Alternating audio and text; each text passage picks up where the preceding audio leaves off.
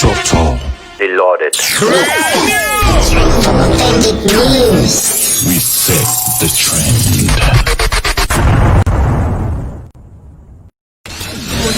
This is Acuity Reloaded. For authentic news, we set the trend.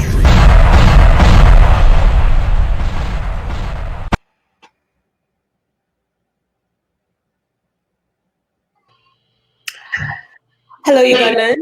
Patricia Namialo, Washington, D.C. And as usual, this is Friday, and it's not just any Friday, it is Red Friday.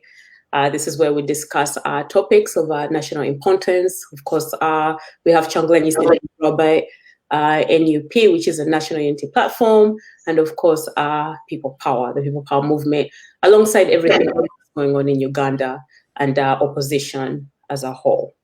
And so today we are here with Dr. Daniel Kauma, Agnes, and Edward Abili. And before we get started, I'd like for you to know, as a Uganda living in the diaspora, that you'll never be born in any other country other than Uganda. And what does this mean? You know, this means that Uganda is your homeland. At this particular moment, Uganda needs you. Uganda needs your support. The People Power movement needs funding. And so let us fight alongside our people. Let us fight alongside Ugandans. And so we are going to go and get started by introducing the panel. And Agnes, I'm going to start with you. Thank you very much. My name is Agnes Katiba. I'm an attorney based in Massachusetts, USA. I do support the People Power team or the NUP team in Massachusetts, but I am the head of the legal team here. And I also do a private practice. I do asylum and people who are persecuted by the NRM regime. I assist them to resettle here. I do all sorts of legal, I deal with all sorts of legal issues. I do love Uganda, and I hope that one day we can all live in Uganda peacefully and don't have to live outside of our country. So I'm looking forward to having this discussion with everyone. Thank you very much for tuning in. Looking forward to hearing from you. Thank you. Thank you very much, Agnes. And we're going to go on ahead and move on to Dr. Daniel Kauma, who happens to also be not far from where I myself live. Dr. Daniel Kauma, please go on. All right, good evening and good morning, viewers. Again, I appreciate all of you who have been able to tune in today. I'm glad to be on this platform once again to share a few views and ideas as we head into the 2021 elections in Uganda. I'm based here in Washington, D.C. I'm a pharmacist by profession. I'm also an adjunct faculty at Marshall University School of Pharmacy and Lecom School of Pharmacy. I'm also the founder of the Uganda Diaspora Health Network. So I'm happy to be here today, and I'm looking forward to sharing some views, ideas on the way forward with the rest of the panel. Thank you so much. Thank you very much, Dr. Daniel Kauma. It's always a pleasure having you on this platform. And then, of course, let's move on to my good friend and comrade, Edward Abili from Texas. Edward is also the coordinator in Texas. Edward Abili, please introduce yourself. Hello, viewers. Thank you for tuning in to this program that is meant to help transform the political process in Uganda.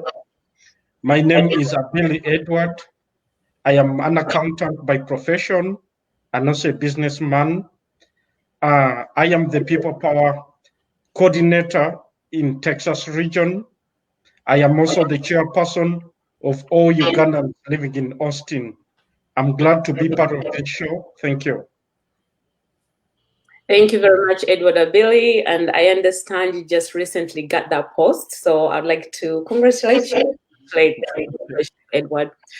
Well, let's go ahead and on to our topics. We are going to discuss the Ugandan Electoral Committee. So can you please if you're not speaking? So we're going to discuss the Ugandan Electoral Committee. sometime last week, Kyagulanyi Ssentamu Robert gave an address to the diaspora, and he told us that he was able to go to the Ugandan Electoral Commission and alongside his lawyers and speak to them about the diaspora being able to vote. Not so long ago, they basically, approved the fact that we diasporans can actually vote. However, the Electoral Committee told our future president, Kyagulanyi Ssentamu Robert, that we will not be able to vote as the diaspora because they do not have the money. And so I'd like to hear from Agnes. What do you think about that as someone living in the diaspora?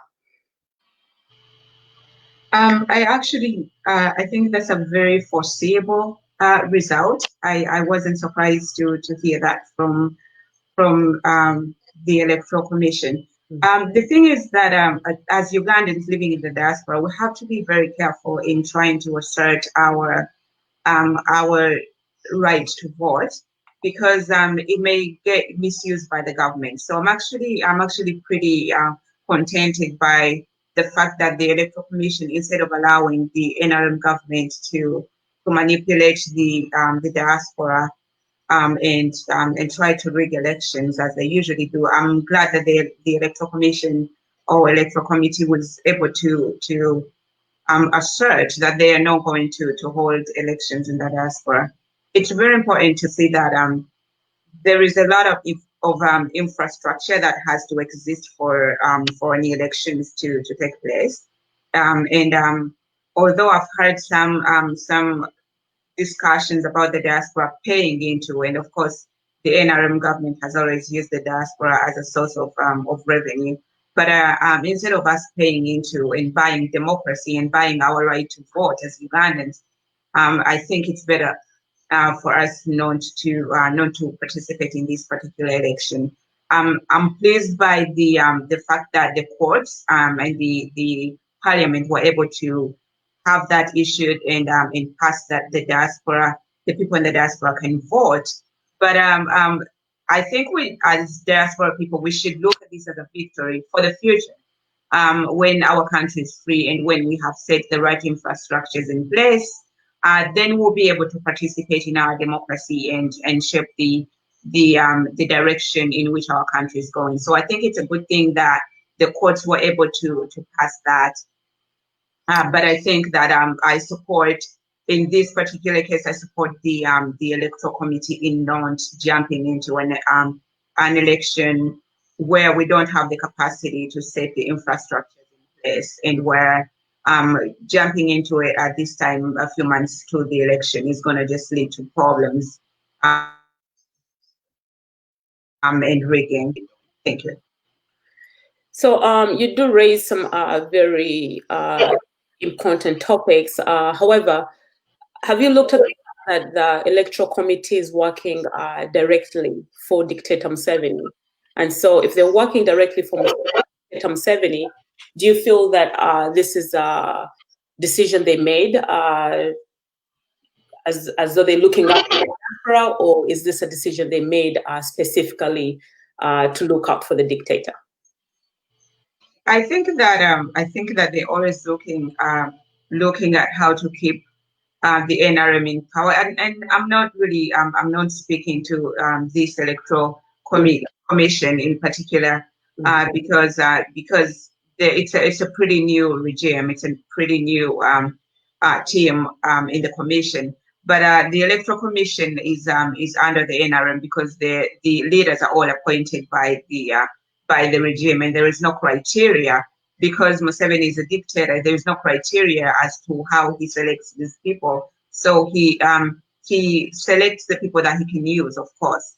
But I think in every bad situation, there can be a good coming out of it. And I think I'm looking at it on the side that even if the intentions, even if the motives that they made this decision with was to support the NRM or to keep the NRM in power, we as the diaspora, we as NUP can look at this and see how this could have been worse. It could have been worse in a way that they could have used it to say we have 5,000 Ugandans in Alaska. We have 50,000 Ugandans in Russia.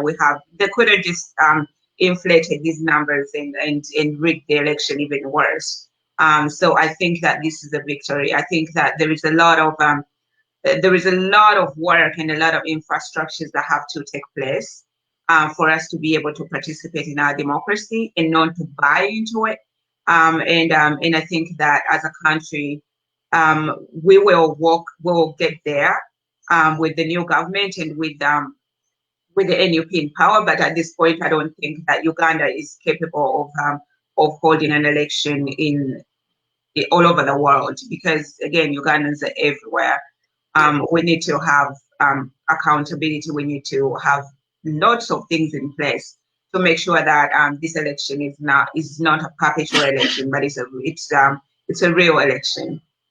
Perfect. Thank you very much, Agnes. And I can see you're looking at this from the legal perspective, and of course the organizational level that it would actually take to hold an election, a fair election, I would say, in the diaspora. And so, Edward Abili, what are your views on this topic? Can you unmute?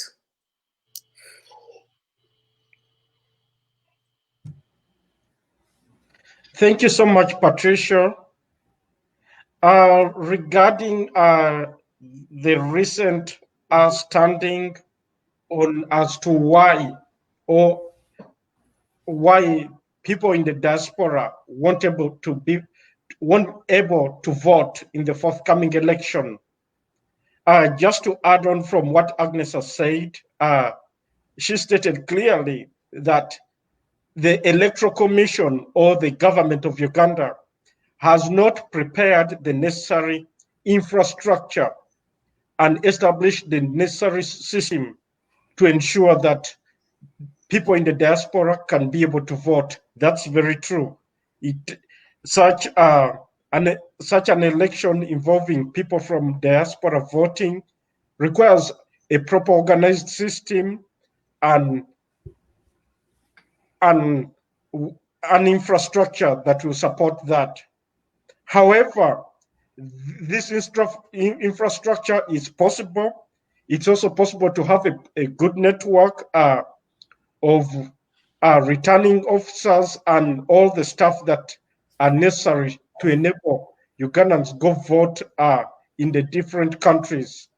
However, we have seen the NRM regime spend taxpayers' dollars in unnecessary engagements. They have used money to bribe musicians, to bribe people, to turn people against the opposition, to turn people against Bobi Wine. They have used millions of taxpayers' money. That money could have been used to facilitate the forthcoming election.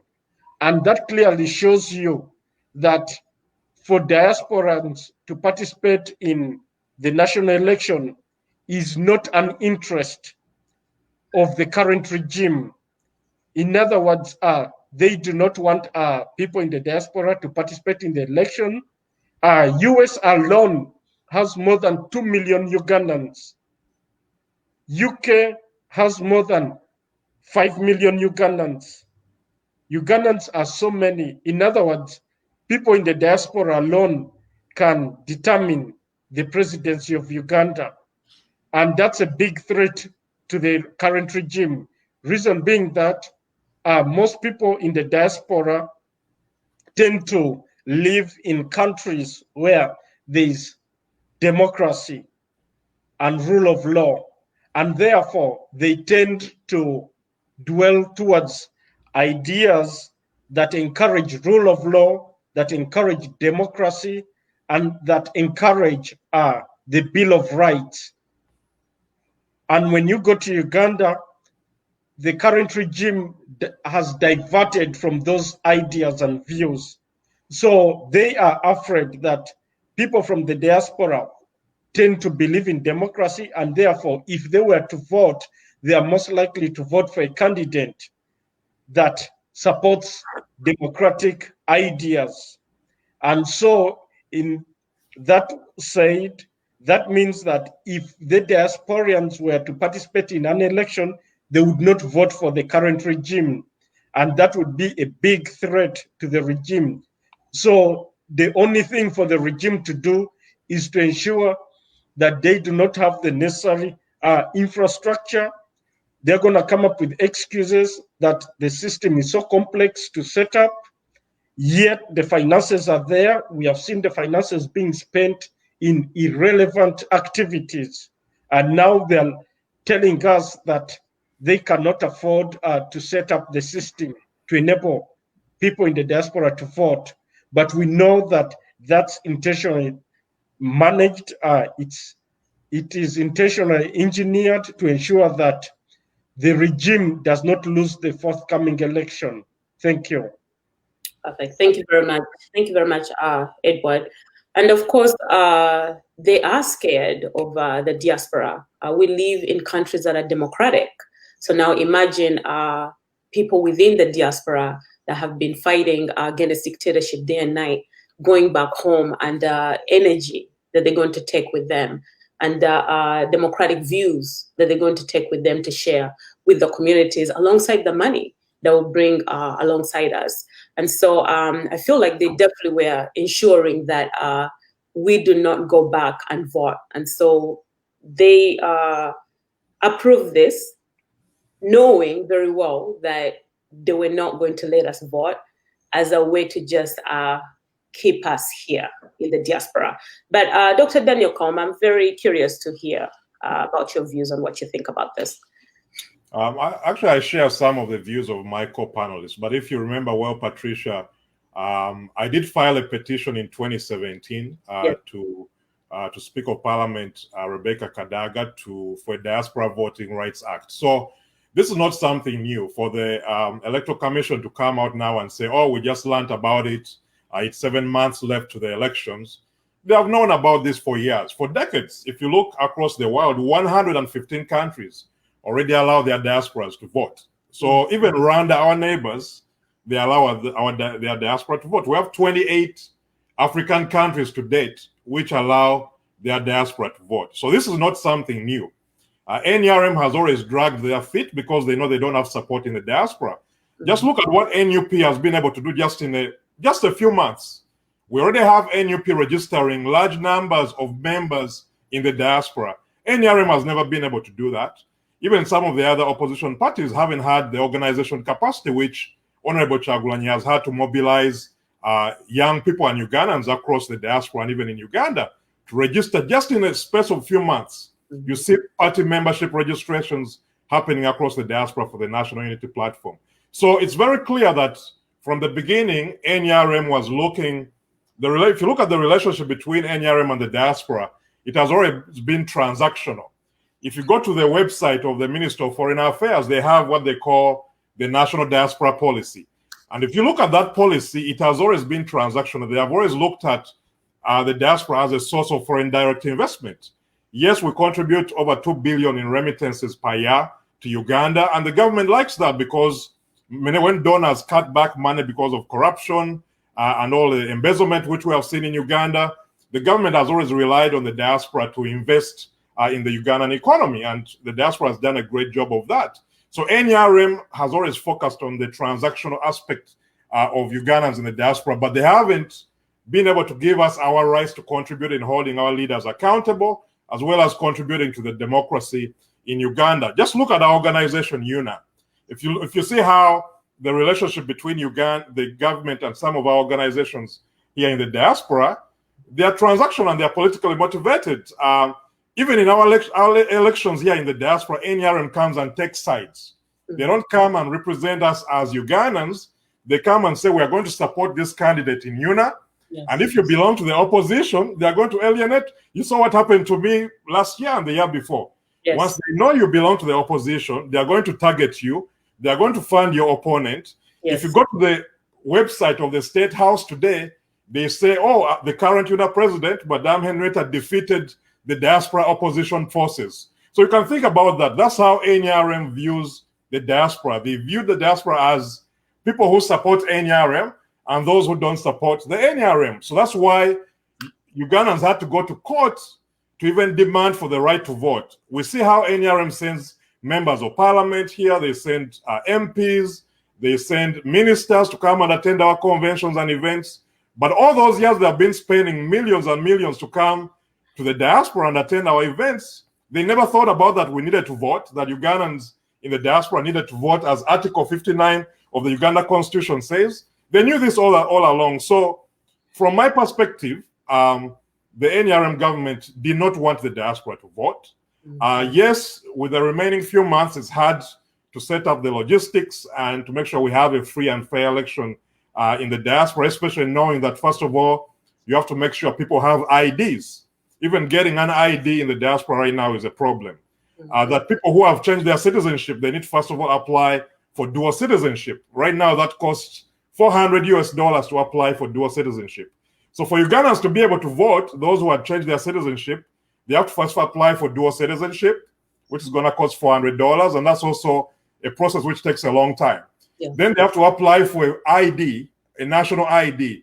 Now, NIRA has been able to come to the diaspora on some of the conventions and be able to register a few Ugandans, but they haven't been able to effectively reach the broad section of the Ugandan diaspora community to make sure everyone gets registered and gets their national ID. So they have known all along that all these steps have to be taken, but they waited until 7 months to the election to say that, oh, we don't have enough time and resources to organize the elections. But now let's talk briefly about the resources. In 2016, the Electoral Commission asked for 419 billion shillings to organize the election. Now in 2021, they came back and asked for 868 billion. That's a 106% jump from the money they spent in 2016. So the Electoral Commission has plenty of money. They got double the budget which was allocated in 2016.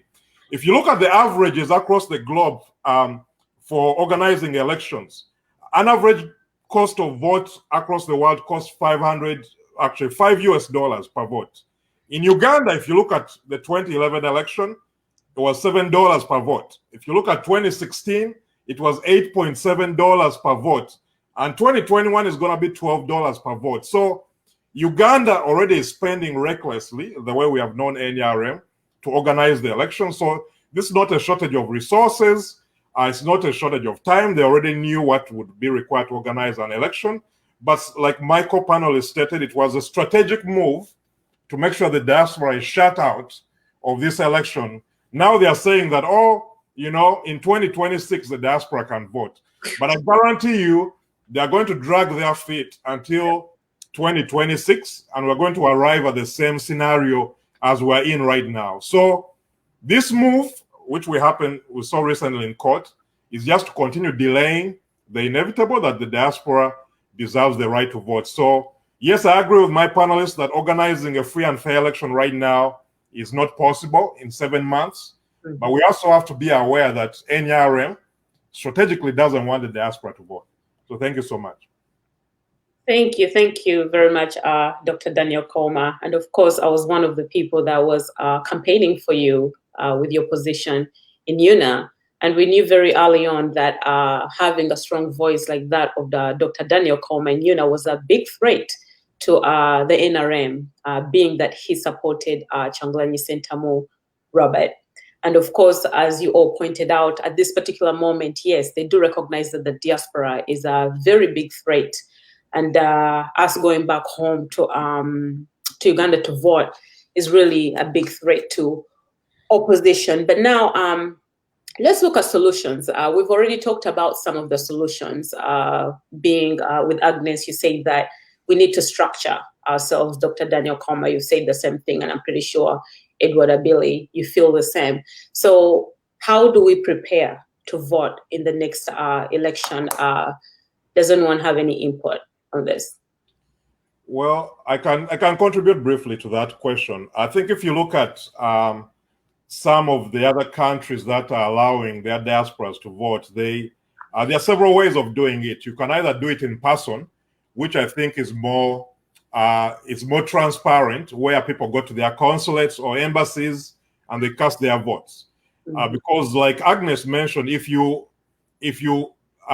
do electronic voting or do proxy voting, you are likely to have rigging, and the government can take advantage of having that loophole to rig the election using the numbers in the diaspora to their advantage. So I think if you look at some of the other countries which are able to do it, voting in person at the embassies will be more transparent, where the polling centers at the respective embassies, where you can wait until your votes are counted, and they announce that Ugandans who voted at the embassy in Washington, D.C., there were 2,000 Ugandans. Honorable Kyagulanyi had this many votes, so that you stay until your votes are counted. And the same can happen at the respective embassies or the designated locations where voting can happen. So that's something which can be implemented. But the challenge, obviously, is making sure people are registered to vote. Because right now, the majority of Ugandans in the diaspora are not registered to vote. So you need the Electoral Commission to make those voter rolls accessible for Ugandans in the diaspora, to make sure they can register to get on those voter rolls. Once they are registered, then you can worry about the logistics of organizing the election. I wouldn't support having an electronic voting system or a proxy voting system like some of the countries do, or an abstentive ballot like some of the countries do. I think all of those are very risky. If the diaspora is to vote, I would recommend probably an in-person voting, so that people can stand at the polling station, make sure the votes are counted, make sure there's no rigging that happened, and so that their numbers are announced at the polling location in the diaspora. So I think, in my opinion, that's what would be required to have a smooth and transparent election. But again, like I mentioned earlier, you have to first of all make sure people are able to get their dual citizenship. And charging Ugandans $400 who are Ugandan citizens to get dual citizenship, I don't think it's reasonable at all. $400, think about a family which has 5 people or 10 people, and you're charging each of them $400 US just to get dual citizenship. Yet most of them get their other citizenship out of convenience because of the opportunities that are accessible to them in their respective host nations. So we have to first of all advocate for at least minimizing or getting a discount on that dual citizenship fee, so it's no longer $400. It's a barrier for many Ugandans in the diaspora. And then we have to make sure voter IDs, not just voter ID, but IDs are more accessible to Ugandans. So NERA has to make sure that they set up locations across the diaspora, in North America, in Canada, in UK, in the Middle East, so that Ugandans can get access to IDs. So once you have dual citizenship, you have your IDs, then they can allocate several polling centers where Ugandans know that they need to go to cast their votes. So I think that's the process that needs to be set up, and it has to be happening early. So you don't wait 1 year to the election. Now they're saying 2026. So they should start that process now, so that the steps are, the ball gets rolling, Ugandans get their dual citizenship, they get their IDs, and then they can determine what the polling centers will be. Agnes, do you have any solutions? Thank you.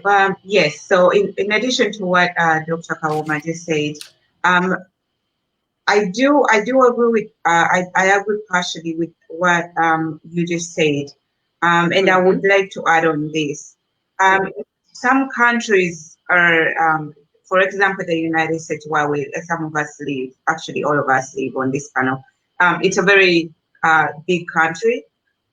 Traveling from Massachusetts to DC, or from California to DC, is going to be very costly, time consuming, and there is a lot of things that people have to put in place to make sure that happens. Now, that would be making voting unduly burdensome to some people, and making it accessible, or even not accessible to some populations around the country. And I think Canada is a pretty large country.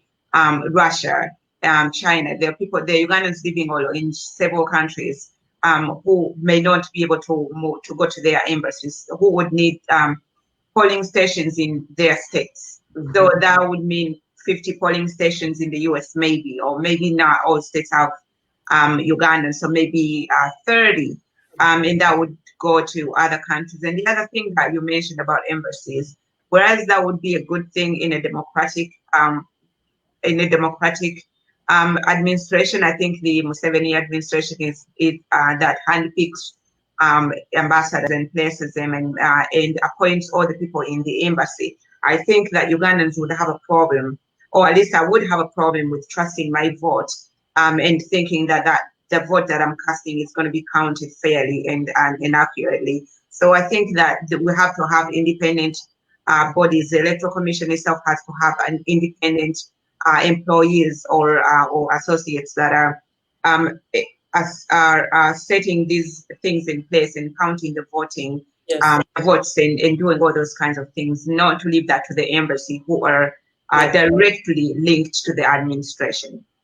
Yes, that is very correct.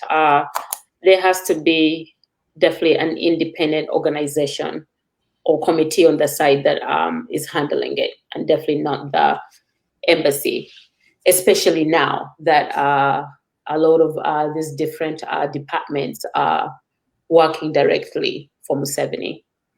Perfect. Well, thank you very much. And we are hoping that Agnes and Dr. Daniel Kauma, that you can write articles and post them on your page about the solutions, so that we can start exploring ideas on what we need to do to ensure that in the next elections, the diaspora is going to be able to vote. And real quickly, Edward Abili, did you want to add anything on this topic in terms of solutions?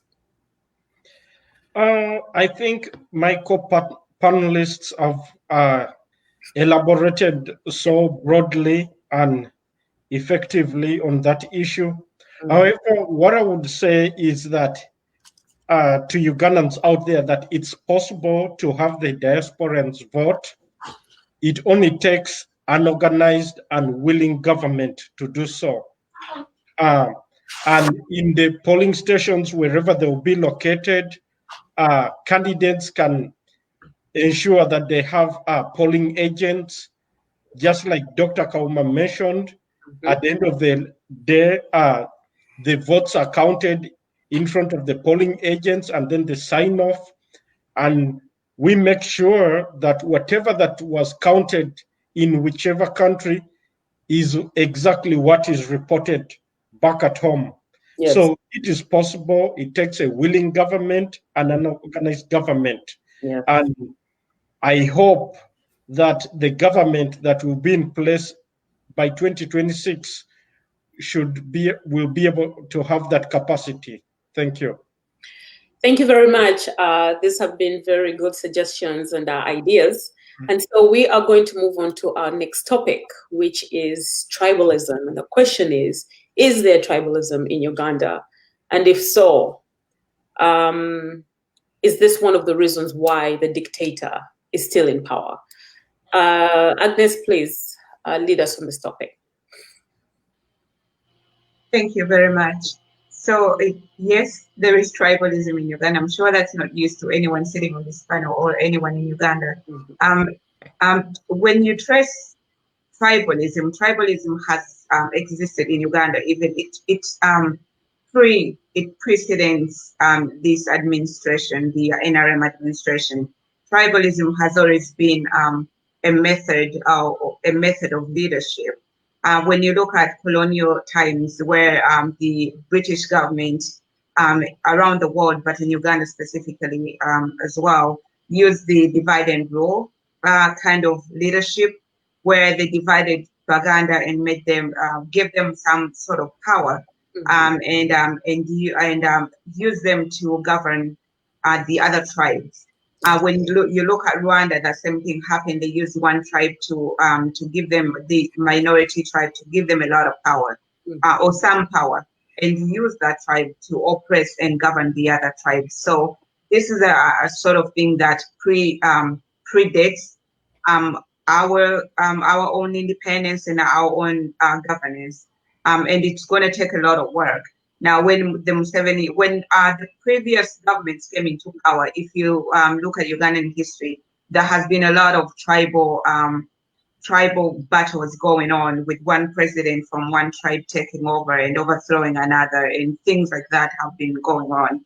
When Museveni came to power, when he fought the war, he promised Ugandans a difference. but he also had to buy into the tribal propaganda, which he used tribes against one another. When he came, as long as I can remember, when I lived in Uganda, we never, as Ugandans, we almost never counted the North as part of Uganda, because it was some very abstract area in the country with Kony, and that's all we knew about that region. And so that is the propaganda, that is the kind of idea that he sold to the country, that is a very abstract, the abstract picture that he sold to the country. And then when you look at the different appointments in the government, they have been predominantly occupied, and I'm not going to be shy to say this because it's the truth, predominantly occupied by the tribes in the West, in Western Uganda, where the current president is from. He has used this method of getting one person from a certain region to get a Muganda and give him one post as the vice president, a very unqualified and very unqualified candidate, and put him there as a perpetual person to tell the Baganda that we have given you something. And then he gets a person from the north and puts him in charge of something else. Now that is the method he's been using, that he is selling Ugandans feathers while he takes the chicken. He's giving us a shiny stone while he takes the gold. And so getting one Uganda and putting him in a certain position, a very disqualified candidate actually, putting in a certain post as a perpetual way of telling Baganda that I've given you something, or getting one Musoga and giving her one post while the rest of the Basogas are suffering, the rest of the Bagandas are suffering, the rest of the northern tribes are suffering, the eastern tribes are suffering.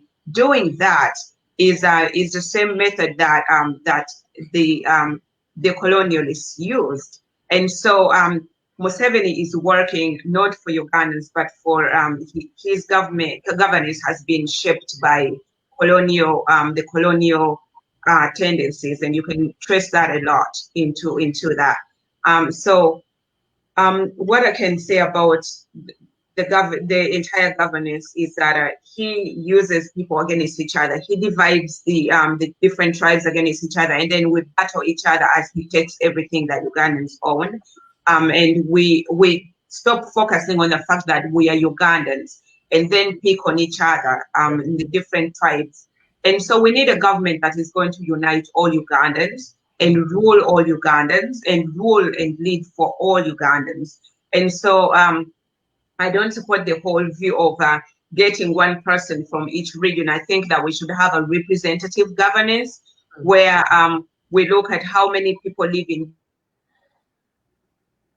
this region, and the same that we use here. Massachusetts gets as many seats in Congress as the people in Massachusetts, and so that's the method I think we should use for Eastern Uganda and I don't think it's necessarily tribe other than population. But there's so many Westerners or Easterners living in Uganda or in Central Uganda, so Central Uganda should get representatives into parliament based on the population in that region, and that same should go around. And that's how we are going to get regions all over the country to develop, because they're going to have people who actually represent them.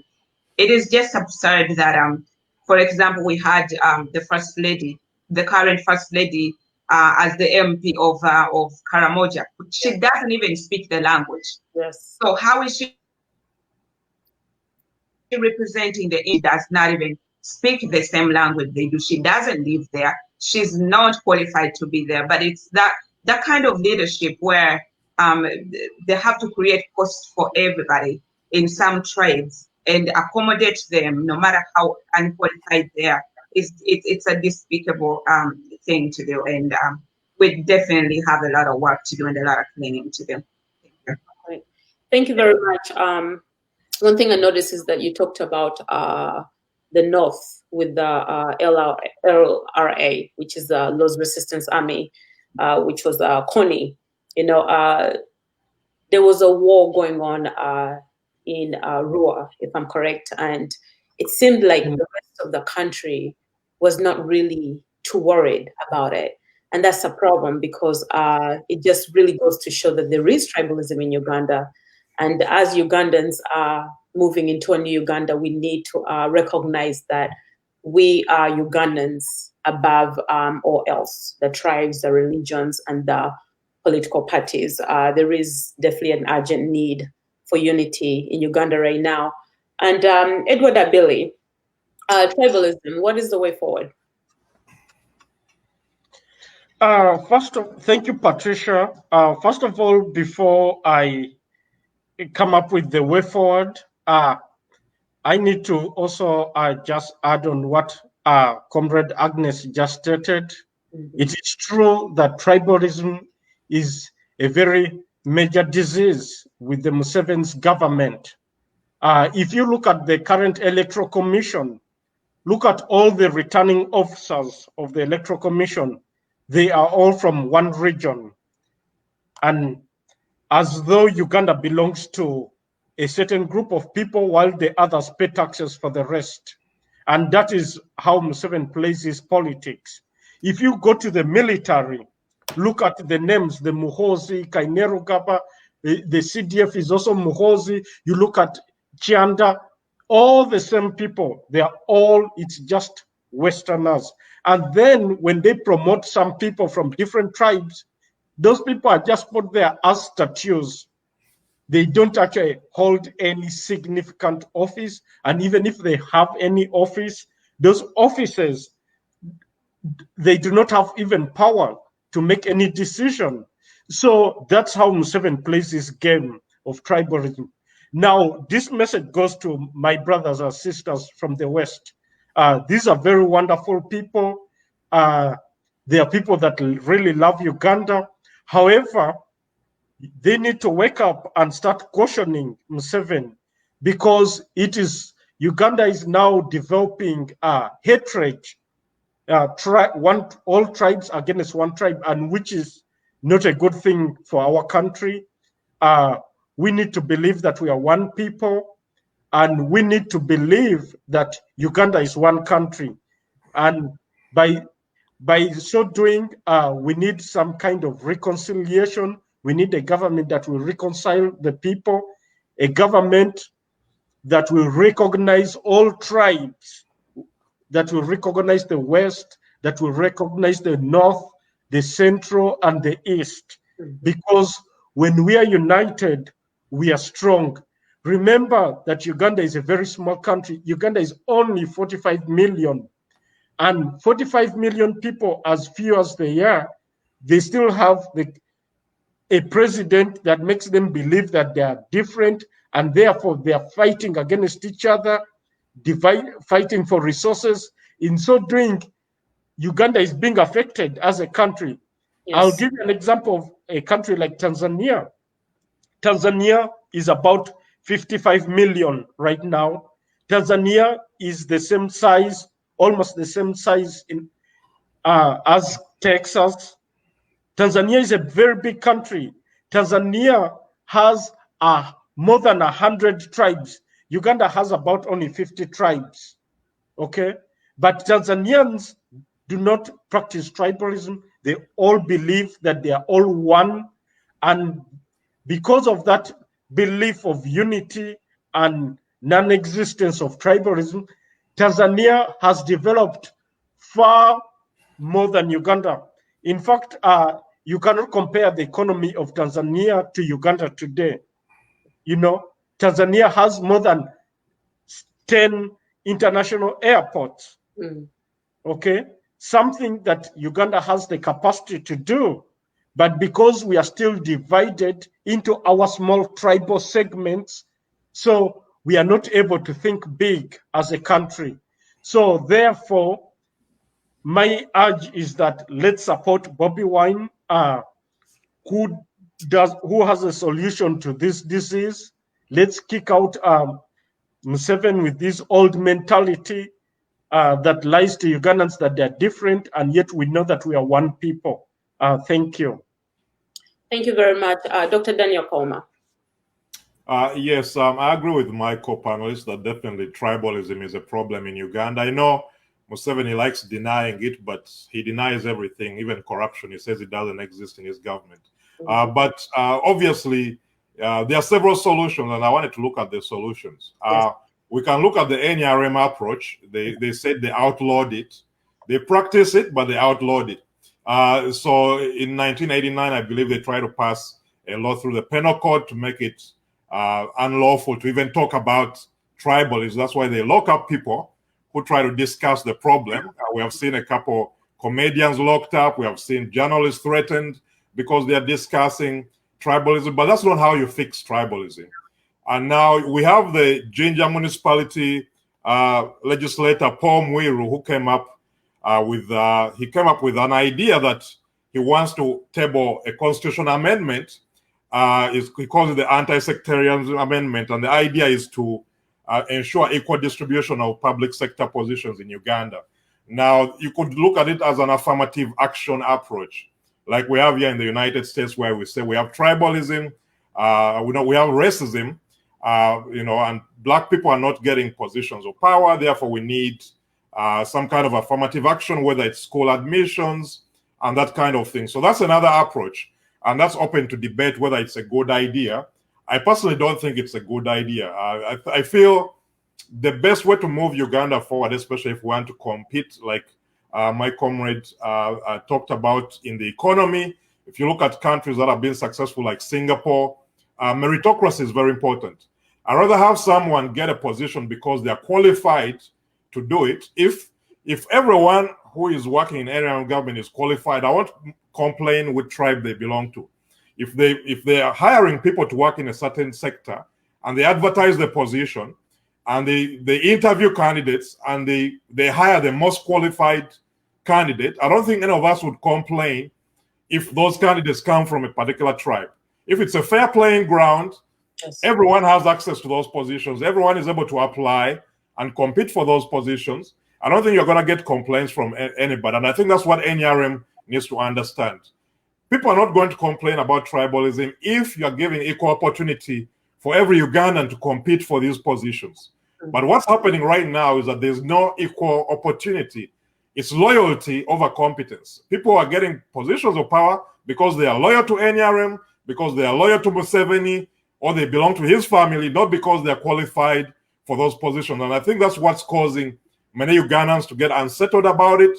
And historically in Uganda, that's what has caused tensions. If you look at Idi Amin, if you look at Obote, if you look at all the previous regimes, there's a certain tribe which was favored during those regimes.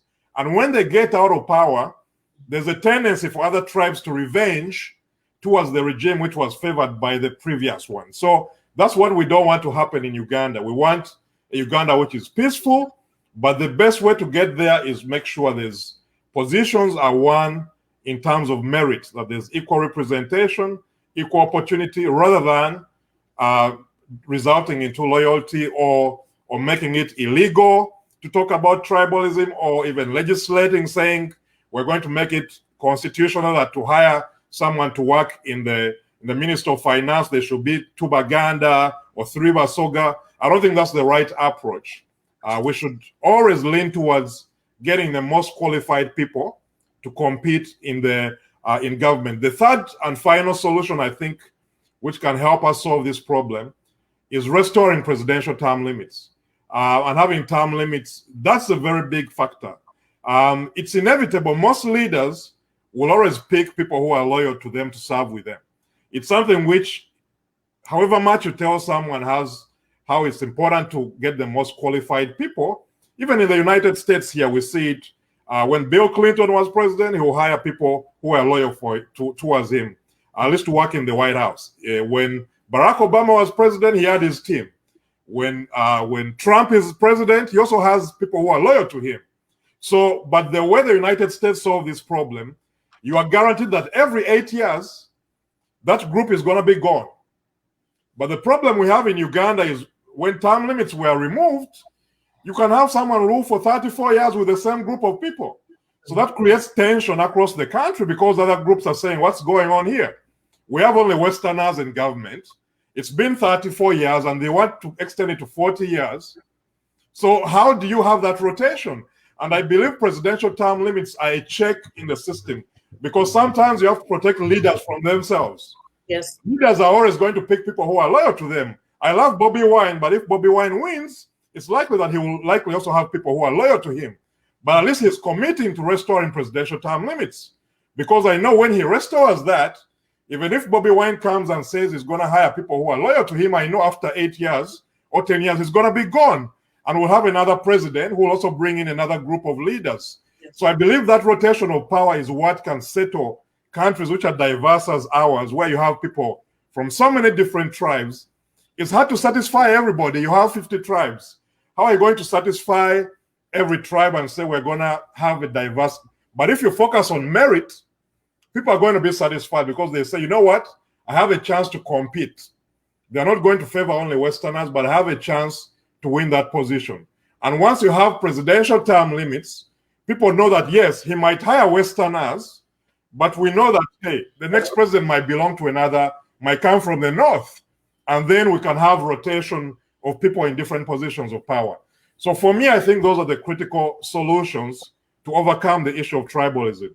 Make sure we promote meritocracy, make sure we have rotation of power through presidential term limits.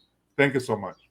Thank you very much, Dr. Daniel Kauma. So Kathy Tendo, one of the viewers, just commented and said that Rutamanguzi basically said that the current genocide that is taking place at Kitalia prison. And not long ago, I'll probably say 3 months back, I read on Nathan Span's page that young youth around central Uganda were being picked up and arrested in the middle of the night. And he was basically telling parents and the youth to be careful, and should someone come pick them up in the middle of the night for no good reason while they're out and about, that they needed to resist arrest. Can we briefly talk about this topic? Agnes, I'm going to start with you. Thank you. So this is a very painful thing. It's even hard to actually address it. It's absurd that people are not free in their own country, and it's not shocking. The NRM government is on its way out, so it's trying its best. It's like a dying horse kicking. The NRM government is trying its best to resist. It's the resistant movement anyway. So it's resisting change that's coming. It's resisting the voices of Ugandans. It's resisting everything that Ugandans are asking for. They're asking for change. They're asking for opportunities in their own country. They're asking for employment. They're asking for the freedom to be able to express themselves. And the NRM government is resisting a lot, resisting that. And it's just absurd. If you listen to the description of what is going on in the prison, where the people are grouped in hundreds into a cell, and they are arrested for being unruly or going about after quarantine, or basically they are a threat to the spread of the coronavirus, and they're put in this cell with no sanitary equipment, with no masks, and with no sort of precaution whatsoever. And they are so those are perpetual, those are pretextual arrests, where people are arrested for something that doesn't even make sense in this case. People are getting targeted for belonging to certain regions or certain tribes, or in this case it's the central. The people in the central, it's a mixture of all people from all over the country, because the central has the capital. People gather in the city, and it's hard to even single out one tribe. It's the Ugandans in central Uganda being targeted because they have access to more information. They do have access to whatever we are talking about right now, to NUP and our ideologies, because they're in the central. He has kept the people in the villages very in a naive kind of status. that he has kept them from seeing, watching the news or learning what their rights are or hearing what they're supposed to hearing even about the candidates. Right now, he kept our candidates from going into the villages to navigate the system so that people don't learn about it. Now, the people in the city in central Uganda know about what's going on, and they're talking about it, and they're advocating, and they're planning to vote. We saw what happened in the youth election. So these are people that are threats to him, and so he is killing them. This is a genocide. He is taking he's taking young boys from their mothers and killing them. This is a genocide. This is something that is so serious that it shouldn't be addressed tomorrow. This is something that is supposed to be addressed today. And it's so urgent that I think every Ugandan from wherever they are should be involved and should be discussing this, because this is something that that is just it's despicable that Museveni is doing this, and the fact that he's covering it up. And this is not new for Museveni. This is something that has just come out in the light because he's exposing himself. He has done that in the past. He has put people in safe houses and killed many of them, and not, some of them we've never even learned of. People disappear off of the streets of Uganda and disappear, and no one sees them again. And that has been going on for all these years. But Museveni is on his way out right now, so he's panicking. So now they arrested Lutamaguzi and had to take him to Kalanga, I think. And because they're panicking, they didn't prepare. They didn't put the right arrangements in place. So now they're exposing themselves by dropping him off in different locations where they're killing people. So he's able to see what's going on. Yes. Before, they used to be very instrumental in what they're doing, that they used to be able to cover this up. Now he's panicking, so he's exposing all his acts, and Ugandans are able to see this. And I call upon Ugandans everywhere, everywhere in the world to engage and to save our people. These are people that are dying. These are 20-year-olds, 18-year-olds who are disappearing from the streets and getting killed.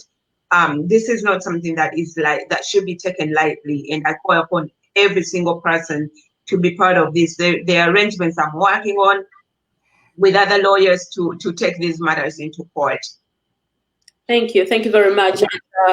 I did watch the Lutamaguzi video. We all did, and it is in Luganda, so it is very important that he's able to shoot another video in English, so that we can move it through social media and we can get it to our Human Rights Watch and to the UN as well, as a proof that yes, there is something really wrong that is happening in Uganda today. And so, comrades, we have so much to discuss. However, we're running out of time. And I think at this particular moment, can I briefly comment on that? Absolutely, Dr. Daniel. Yeah, I wanted to briefly comment on that issue of human rights violations, because that touches my heart personally. There's mass genocide going on in Uganda, and the fact that the system is failing our young people. Parliament has failed our young people. Here is a member of parliament who was taken to a safe house, and he says he was locked up with thousands of young Ugandans who are being held in captivity without being brought to court. Think about it. This is a member of parliament. So you have a speaker of parliament doing nothing. These are legislators who have the right and capacity to hold the executive accountable for what they are doing. They have oversight responsibility over the government of Uganda. And that's why Ugandans have to vote. Now, you saw the NRM primaries. I know most of you were celebrating when many incumbents lost, and rightly so, because those people go and sit in parliament. They don't do their work. They sit aside because they get their paycheck. Ugandans are being tortured. Ugandans are dying. Money is being embezzled and they're doing nothing. So these people have to be voted out. So I encourage opposition members. Yes, we are happy many NRM incumbents lost, but even the NRM ticket has to be defeated, because we need to elect people in parliament who are actually going to make sure parliament conducts their oversight responsibility. It has to be, the line has to be drawn that our young Ugandans cannot be failed. We have people in jail dying in large numbers. We have a member of parliament who was a witness to what's happening, and everyone is quiet. Parliament is quiet, the judiciary is quiet. The judiciary should be the organ responsible in preserving law and order, but the courts are quiet. We have young people in jail for no reason, because they support the opposition, because they were wearing a red beret or wearing a red shirt, or they were participating in youth elections. The only people who are being bailed out are the people who are popular. If you're a member of parliament, or if you're a guild president or Makerere, and we post your picture on social media and government feels guilty, those are the young men who are able to come out of those jails. But the rest of Ugandans who are unknown, or average Ugandans, are behind bars. Many are dying for no reason. So as the diaspora, we have to take on this responsibility to make sure we expose what's happening in Uganda, to make sure there's justice. We have to contact the global bodies like Amnesty International, among others, the State Department here in the United States, to make sure they know and they're aware about the crimes against humanity happening in Uganda today behind closed doors. So that's our responsibility as a diaspora. We have to be involved. But even voters, don't accept NRM to bribe you for 1,000 shillings or 2,000 shillings to buy your vote. Make sure you hold your leaders, your representative accountable, to make sure when they go to parliament, they represent you, they fight for you, and they're able to hold the government accountable. But as Ugandans in the diaspora, we cannot allow these human rights violations to continue. I know I don't want to take up a lot of time, but I think this is an important point to emphasize that as a diaspora, that's one of our responsibility. Let's make sure we support the right candidates to make sure they are elected. We also have to make sure we shine a light on the atrocities that are happening in Uganda today to avoid the genocide the NRM government is conducting on the Ugandan people. Thank you. Thank you. Dr. Daniel Koma talked about the atrocities that are happening in Uganda today. It is very important for those that are actually being arrested to make sure you're keeping a record of what's taking place, the police report. We need that as proof.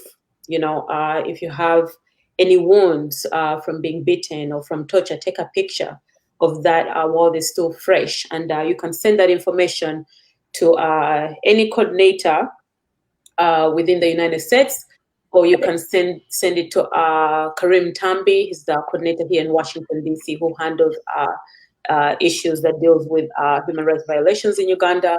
Or you can also send it to Haman Ainebiona, who is the diaspora coordinator here for the whole of the diaspora. And of course, you can take that information to the Secretariat. We need to as much information as we can get, but it needs to be very organized with actual proof.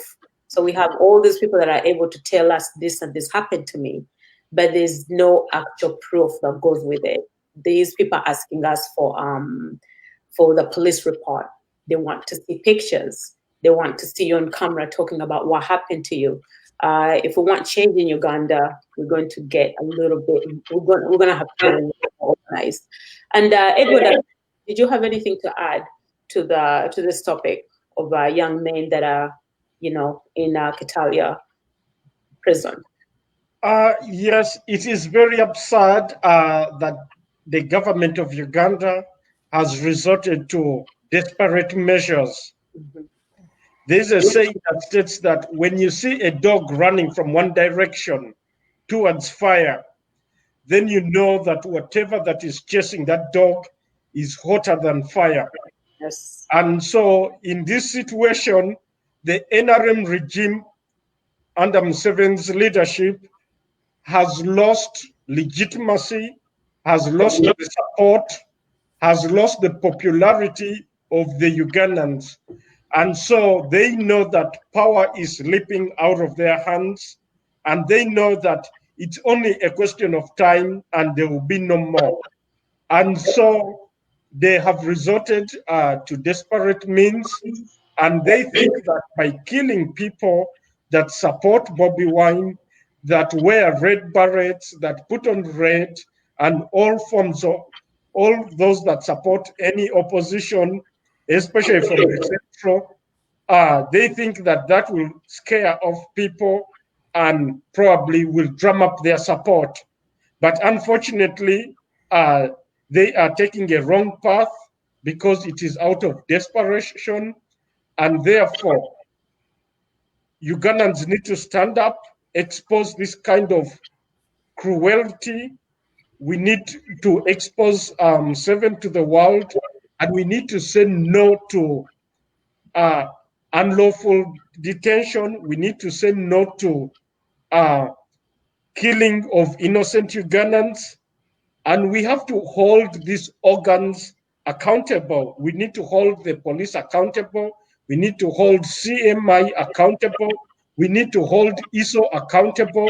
We need to expose who are their leaders, who are these people that are carrying out these executions on behalf of Museveni. We need to expose these people because we need a free and fair election, and we need a transparent government. We need a stable Uganda. Thank you. Thank you very much, Edward Abili, and thank you very much, panelists. And I'm hoping that next time we are able to touch on grassroots mobilization. So it seems like opposition is very scared of what's taking place in central Uganda. There's so much energy around NUP and change and Bobi Wine in general. And of course, there's many parts of the country that are pushing for change. However, this is where grassroots mobilization comes in, where we are able to get deep down into the villages and other parts of the country and mobilize to take down dictator Museveni. For those that would like to donate to the People Power movement, please visit www.peoplepower.org.ug, and you can also donate in the name Daniel Oyowot, and the phone number is 011-256-703-6363. And I'm going to finish off by telling you the different events that are going to be taking place within the diaspora this month and the following month. And you can also find these events on Bobi Wine's page. You can also find them on Herman Ainebiona's page. And of course, I also make sure I'm posting these events as I get them. So, of course, we have Red Friday, which is today. Washington, D.C. has their prayers. Every Monday, 7 p.m., praying for peace in Uganda and peaceful elections. San Francisco is going to have a NUP registration event on September 19th, 2020 at 4 p.m. Los Angeles, October 10th, 2020 at 4 p.m. And then Washington, D.C., my state, and Dr. Daniel Kaunda state, will be having our event on September 26th this year, of course, at 1 p.m. And then we have Amsterdam on September 10th, 2020. And then Pacific Northwest, Seattle, and that is going to be September 12th, 2020 at 6 p.m. So thank you very much for watching Red Friday. I thank you for joining us today for Red Friday, and I hope you enjoy the rest of your day. Thank you. Thank you. Thank you. It's your turn. Reloaded. Authentic news. We set the trend. This is Acuity Reloaded. For authentic news, we set the trend.